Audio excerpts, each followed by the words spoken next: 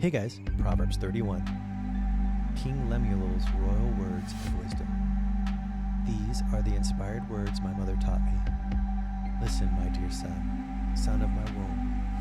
You are the answer to my prayers, my son. So keep yourself sexually pure from the promiscuous, wayward woman. Don't waste the strength of your anointing on those who ruin kings. You'll live to regret it. For you are a king, Lemuel, and it's never fitting for a king to be drunk on wine, or for rulers to crave alcohol. For when they drink, they forget justice and ignore the rights of those in need, those who depend on them for leadership. Strong drink is given to the terminally ill who are suffering at the brink of death. Wine is for those in depression in order to drown their sorrows. Let them drink and forget their poverty and misery. But you are to be a king who speaks up on behalf of the disenfranchised and pleads for the legal rights of the defenseless and those who are dying. Be a righteous king, judging on behalf of the poor and interceding for those most in need. Who could ever find a wife like this one? She is a woman of strength and mighty valor. She's full of wealth and wisdom. The price paid for her was greater than many jewels. Her husband has entrusted his heart to her, for she brings him the rich spoils of victory.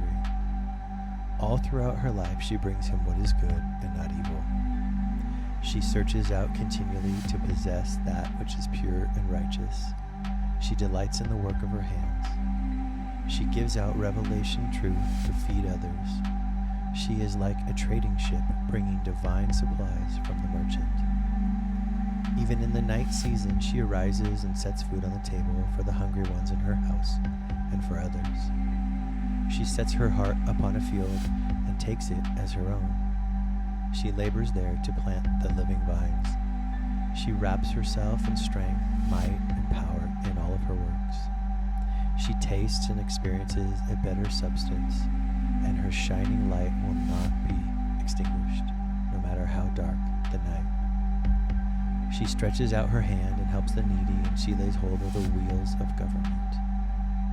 She is known by her extravagant generosity to the poor, for she always reaches out her hand to those in need. She is not afraid of tribulation, for all her household is covered in the dual garment of righteousness and grace. Her clothing is beautifully knit together, a purple gown of exquisite linen. Her husband is famous and admired by all, sitting as the venerable judge of his people. Even her works of righteousness she does for the benefit of her enemies.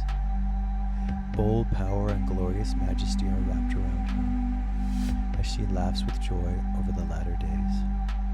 Her teachings are filled with wisdom and kindness as loving instruction pours from her lips. She watches over the ways of her household and meets every need they have. Her sons and daughters arise in one accord to extol her virtues, and her husband arises to speak of her in glowing terms.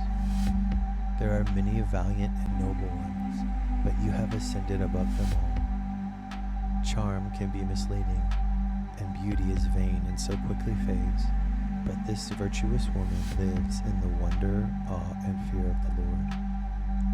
She will be praised throughout eternity.